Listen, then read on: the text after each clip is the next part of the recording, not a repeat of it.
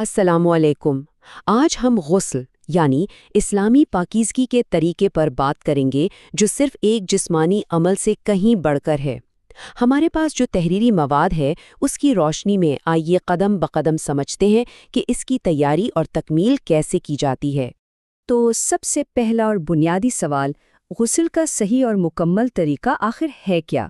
یہ سوال اس پورے عمل کی بنیاد ہے اور ہمارا ماخذ اس کا بہت واضح جواب دیتا ہے۔ آئیے دیکھتے ہیں۔ پاکیزگی کا یہ سفر شروع ہوتا ہے تیاری سے۔ دیکھیں، کسی بھی اہم کام کی طرح اگر شروعات اچھی ہو تو انجام بھی درست ہوتا ہے۔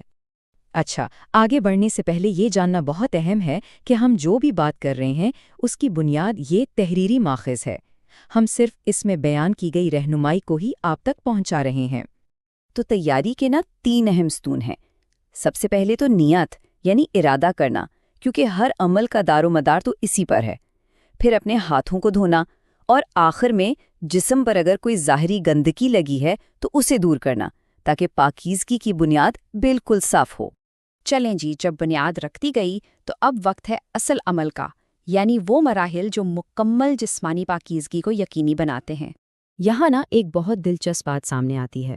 غسل کا جو عمل ہے وہ شروع ہوتا ہے وضو کے جانے پہچانے مراحل سے۔ یہ ایک طرح سے پاکیزگی کے 2 طریقوں کو بہت خوبصورتی سے جوڑ دیتا ہے۔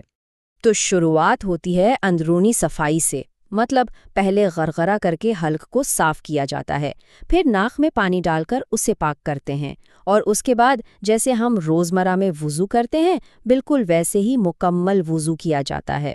تو جب وضو کے ذریعے جسم کے خاص اعضاء پاک ہو گئے، اب عمل کا دائرہ بڑا ہو جاتا ہے اور پورے جسم کو پاک کرنے کا مرحلہ شروع ہوتا ہے۔ یہاں ترتیب کی بہت اہمیت ہے۔ عمل شروع ہوتا ہے دائیں کندھے سے، پھر باری آتی ہے بائیں کندھے کی، اور آخر میں پورے جسم پر اچھی طرح پانی بہایا جاتا ہے۔ مقصد یہ یقینی بنانا ہے کہ پانی ہر حصے تک پہنچے۔ دیکھیں، غسل کی جو اصل روح ہے وہ اس کی تکمیل میں ہے۔ ذرا سی بھی کوئی کمی رہ جائے تو عمل نامکمل ہو سکتا ہے۔ تو آئیے دیکھتے ہیں کہ کن باتوں کا خاص خیال رکھنا ضروری ہے۔ یہاں چھوٹی چھوٹی باتوں پر توجہ دینا بہت لازمی ہے۔ ماخذ اس بات پر بہت زور دیتا ہے کہ بھائی ایک بال برابر جگہ بھی خشک نہ رہے۔ ناک کا جو نرم حصہ ہے وہاں تک پانی پہنچانا ہے، کانوں کے اندرونی حصوں تک گیلی انگلیوں سے صفائی کرنی ہے، اور پورے جسم کو مل کر دھونا ہے تاکہ کوئی شک و شبہ باقی نہ رہے۔ لیکن ظاہر ہے زندگی ہمیشہ ایک جیسی نہیں رہتی۔ کبھی ایسا بھی تو ہو سکتا ہے کہ پانی نہ ہو یا کوئی بیمار ہو اور پانی استعمال نہ کر سکتا ہو۔ تو ایسی صورت میں کیا ہوگا؟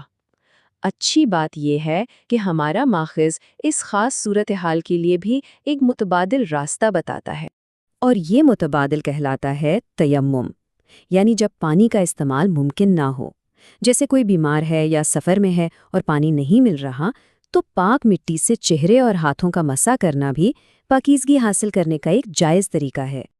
اور یہاں آ کر ہمارا ماخذ ایک بہت ہی گہری بات پر اس بحث کو ختم کرتا ہے۔